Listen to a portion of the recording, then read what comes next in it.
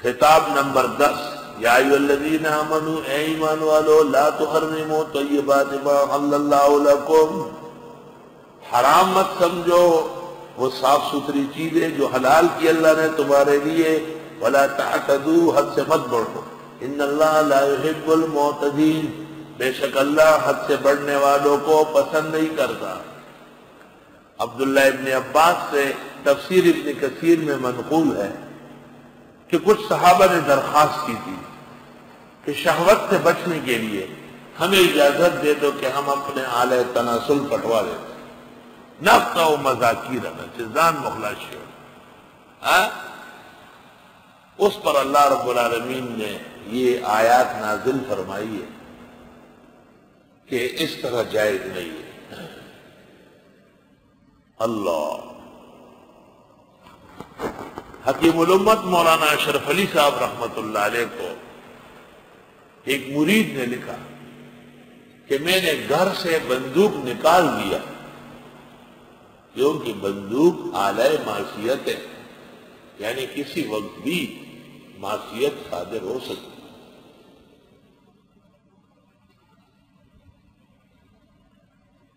حضرت مولانا اشرف علی نے جواب میں لکھا کہ بندوق آلہ معصیت ہے، لیکن صدور معصیت اختیاری ہے، اس لیے بندوق کا رکھنا جائز ہے اور نکالنا ناجائز ہے۔ جیسے کہ آلہ تناسل جس سے معصیت صادر ہو سکتی ہے مگر اس کا کٹوانا ناجائز ہے۔ یا ایھا الذین آمنوا لا تحرموا طیبات ما احل اللہ لکم ولا تعتدوا ان اللہ لا يحب المعتدین وکلوا مما رزقکم اللہ حلالا طیبا، کھاؤ ان چیزوں میں سے جو دی تم کو اللہ نے حلال اور پاک، واتقوا اللہ، اللہ سے ڈرو، الذی وہ اللہ انتم بہ مؤمنون جس پر تمہارا ایمان ہے۔ لا یؤاخذکم اللہ باللغو فی ایمانکم، نہیں پکڑے گا تم کو اللہ بےہودہ قسموں سے، منہ سے نکل گیا واللہ باللہ تعالی، ولکن یؤاخذکم بما عقدتم الایمان، لیکن پکڑے گا تم کو وہ جو مضبوط باندھا تم نے قسمیں منعقدہ، قسم کھائی مستقبل کی، خلاف کر دیا اس کے۔ فکفارتہ اطعام 10 مساکین، پس کفارہ اس کا کھانا کھلانا ہے 10 مسکینوں کو، من اوسط ما تطعمون، وہ درمیانہ کھانا جو تم کھلاتے ہو اہلیکم، اہل و عیال کو۔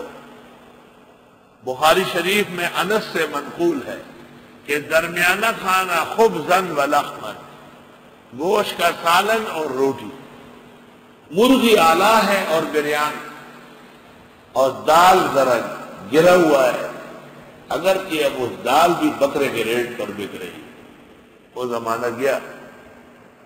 او کسوتہم، یا ان کو کپڑے دے، او تحریر رقبہ، یا غلام آزاد کرنا ہوگا، نہ کوئی کھانا کھلا سکتا ہے، نہ کپڑے دے سکتا ہے، نہ غلام آزاد کر سکتا ہے۔